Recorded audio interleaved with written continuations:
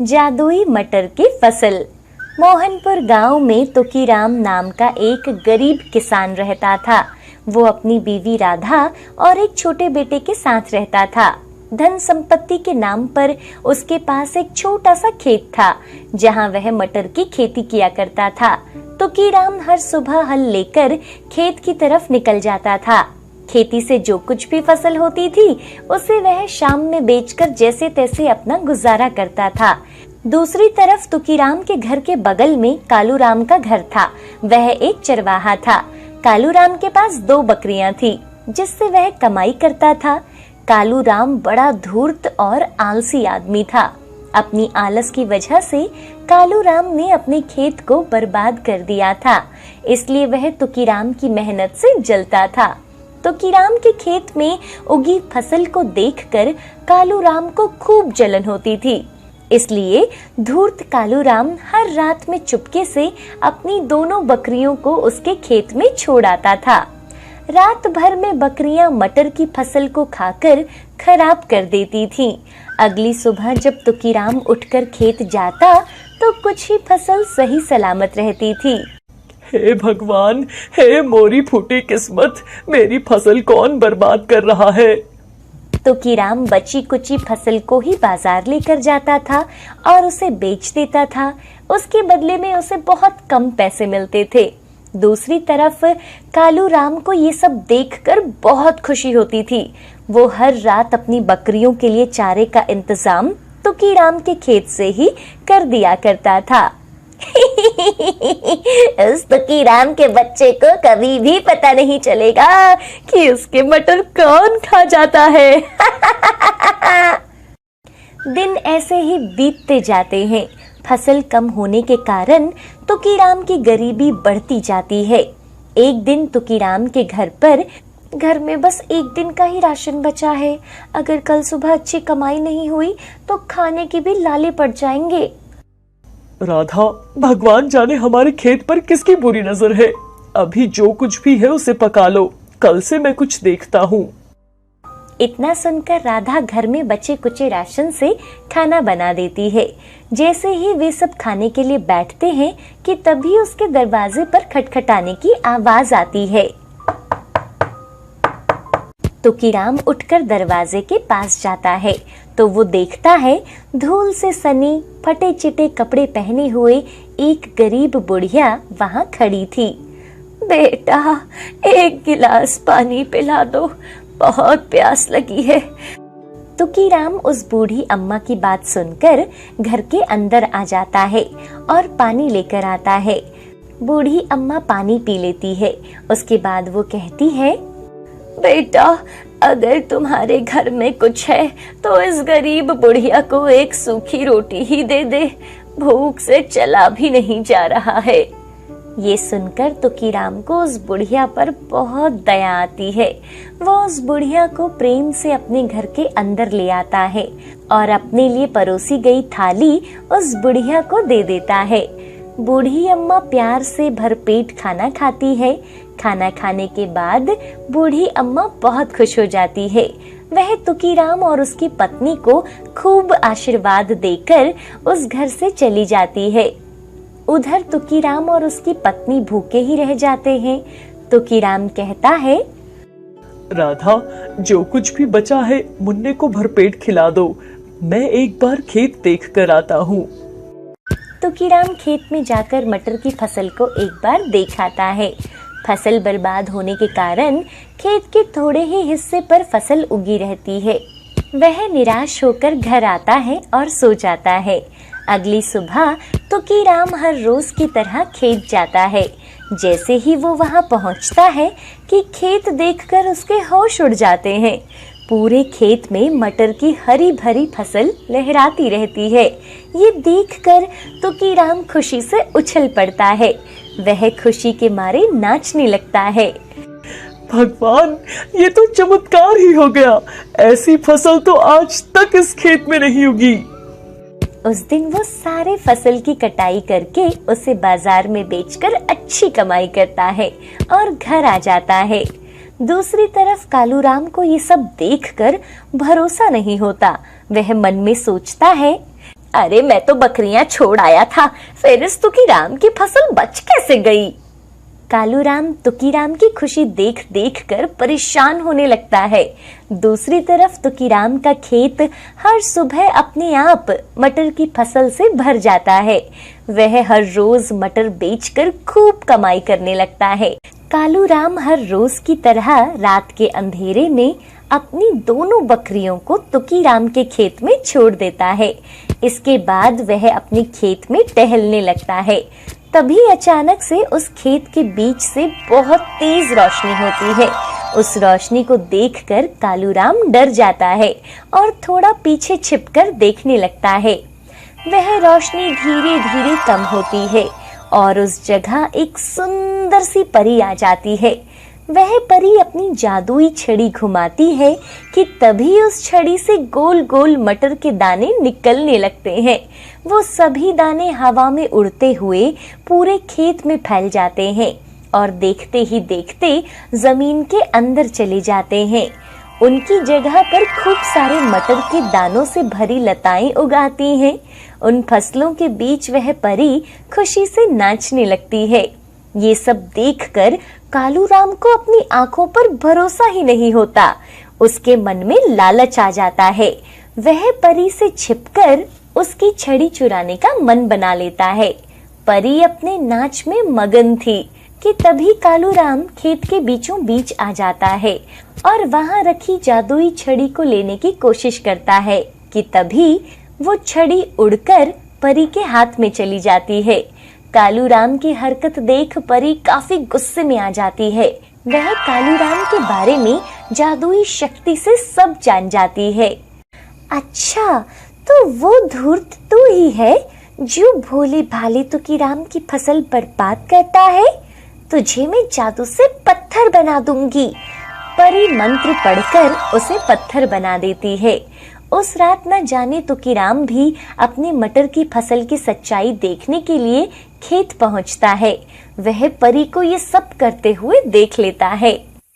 मैंने सब देख लिया है जादुई परी, तुम्हारा बहुत बहुत शुक्रिया। तुमने मुझ गरीब के सूने खेत को भरकर मेरे सारे संकट ही दूर कर दिए। पर कालूराम मेरा पड़ोसी है, उसे माफ कर दो। आप उसे पहले जैसा फिर से बना दो। परी तुकीराम के भोलेपन से बहुत खुश हो जाती है। वह कालूराम को पहले जैसा बना देती है। कालूराम अपनी गलती पर पछतावा करते हुए दोनों से माफी मांगता है और अपनी बकरियों को लेकर वहां से चला जाता है। इधर परी अपनी बुढ़िया बनने वाली बात तुकीराम को बताती है और कहती है, तुकीराम, तुम एक बहुत अच्छे इंसान हो।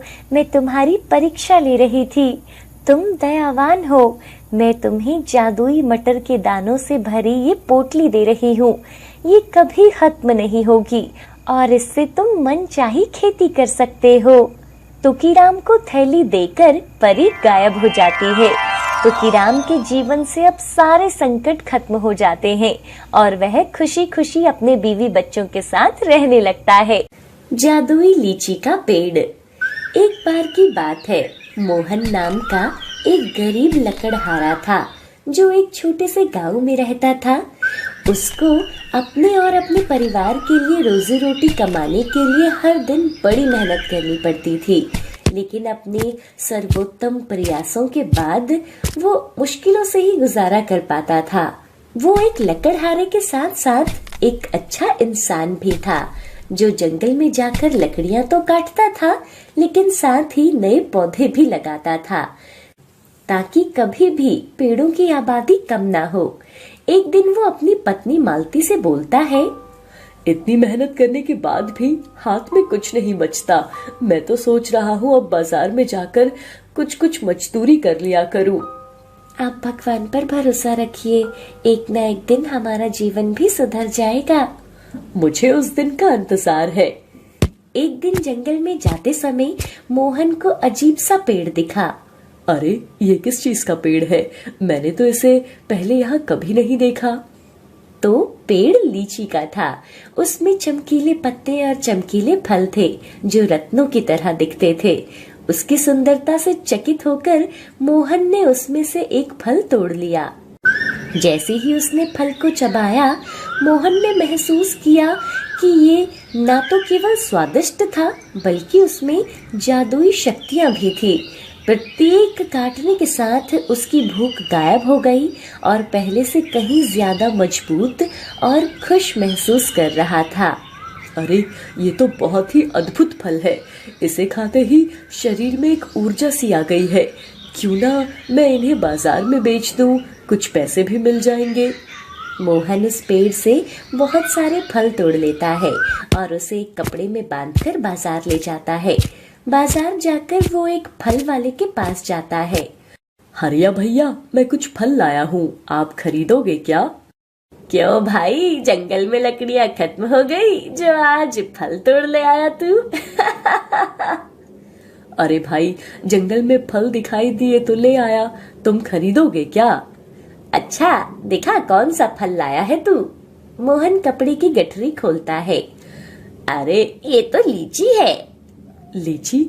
मैंने तो आज से पहले ये फल कभी खाया ही नहीं था, लेकिन ये बहुत ही स्वादिष्ट है। चल ठीक है, सीजन की शुरुआत में ही तो इसे ले आया। हरिया मोहन को लीची के पैसे दे देता है और मोहन उस पैसे से घर के लिए राशन का सामान ले जाता है। अच्छा हुआ आप राशन ले आए, घर में खाने के लिए कुछ भी नहीं था। अरे, वो आज जंगल में एक लीची का पेड़ मिल गया था, तो वहीं बाजार में बेच आया, इसलिए आज अच्छे पैसे भी मिल गए। क्या उस पर और भी लीचियां बची हुई है? हाँ, थोड़ी सी लगी होगी, ज्यादातर तो मैंने तोड़ ही ली थी। काश उसकी लीचियां बहुत सारी होती तो हमारी कुछ और दिन अच्छी कमाई हो जाती। और वो सब खाना खाकर सो जाते हैं। अगले दिन मोहन जब सुबह उठकर जंगल में जाता है तो वो देखता है कि उस लीची के पेड़ में बहुत सारी लीचियां लगी हुई थी। अरे, कल तो मैंने ज्यादातर लीचियां तोड़ ली थी, एक ही दिन में इतनी सारी लीचियां कैसे आ गई? और मोहन लीची के पेड़ से लीचियां तोड़ने लगता है। लीची तोड़कर उसका धन्यवाद भी करता है। हे लीची के पेड़, तुम्हारा बहुत बहुत धन्यवाद। तुम्हारी वजह से मुझे मेरे परिवार को 2 वक्त का खाना नसीब हो पाता है। अगर मेरी वजह से तुम्हें कोई कष्ट हुआ हो तो उसके लिए मैं तुमसे माफी मांगता हूँ। मोहन फिर सारी लीचियों को गठरी में बांधता है और उन्हें बाजार ले जाता है और हरिया को जाकर दे देता है। लो हरिया भैया, मैं आज फिर से लीचियां ले आया हूँ। हरिया सोचता है, आज इसे ज्यादा पैसे नहीं दूंगा, इससे सस्ते में खरीदूंगा। ये तो बस जंगल से तोड़कर ही तो लाता है। और हरिया उसे थोड़े पैसे दे देता है। अरे भैया, कल तो आपने मुझे 500 रुपए दिए थे, आज बस 200 रुपए। अरे, कल की तेरी सारी लीचियां पड़ी पड़ी खराब हो गई, किसी ने भी नहीं खरीदी। मुझे तो कल तेरी वजह से बहुत घाटा हुआ है। अब मैं इनके बस 200 रुपए ही दे सकता हूँ। लेने हैं तो ले लो, वरना अपनी ये लीचियां उठाकर कहीं और बेच दो। नहीं हरिया भैया, ये आप ही रख लो। और मोहन उदास होकर वहाँ से चला जाता है। आज जाकर कुछ लकड़ियां काट लेता हूँ, 200 रुपए में घर कैसे चलेगा? ऐसा सोचकर मोहन अपनी कुल्हाड़ी लेकर जंगल में वापस आ जाता है। जाते हुए वो रास्ते में देखता है कि उसे वो लीची का पेड़ लीचियों से भरा हुआ मिलता है। अरे, ये कैसे हो सकता है? सुबह ही तो मैंने इतनी सारी लीचियां तोड़ी थी, ये इतनी जल्दी इसमें इतनी सारी लीचियां फिर से कहाँ से आ गई? तभी उसे एक आवाज सुनाई देती है। मैं एक जादुई लीची का पेड़ हूँ, मेरी लीचियाँ कभी खत्म नहीं होंगी, तुम जितनी चाहे लीचियाँ तोड़ सकते हो। तुम बोल सकती हो? मुझे तो अपनी आंखों पर यकीन ही नहीं हो रहा है। तुमने अपना घर चलाने के लिए जितने पेड़ काटे हैं उससे कहीं ज्यादा तुमने पेड़ लगाए हैं। मैं तुम्हारे इन्हीं कर्मों का फल हूँ। मोहन उसकी बात सुनकर बहुत खुश होता है और वो भागकर अपने घर जाता है और अपनी पत्नी को सारी बात बताता है। ये तो बहुत खुशी की बात है जी, अब से ना हम बाजार में खुद का लीचियों का ठेला लगा लेंगे, क्योंकि बाजार वाले आपसे सस्ते में खरीदकर महंगा बेचते हैं। लेकिन हरिया तो बता रहा था कि उसकी लीचियाँ किसी ने भी नहीं खरीदी। कल मैं बाजार में गई थी तो मैंने देखा कि लोग हरिया से लीचियाँ खरीद रहे थे और वो लीचियाँ भी महंगे दाम पर बेच रहा था। वो दोनों जंगल में जाते हैं और लीची के पेड़ से लीचियाँ तोड़ लेते हैं। अब वो बाजार में एक ठेली पर लीची बेचने लगते हैं। लीची को देखकर सभी लोग उसकी ओर आकर्षित होते हैं और उसकी ठेली पर लोगों की भीड़ लग जाती है। कुछ ही देर में उसकी सारी लीचियाँ बिक जाती है। जो भी लोग उससे लीची लेते हैं और खाते हैं तो वो खुद में एक बहुत अच्छी ऊर्जा महसूस करते हैं, जिस कारण अब रोज मोहन की ठेली पर लोगों की भीड़ लगी रहती थी। उसकी सफलता देख हरिया को उस पर बहुत ईर्ष्या होती है। इस लकड़हारे की वजह से तो मेरी पूरी दुकानदारी ही खराब हो गई है।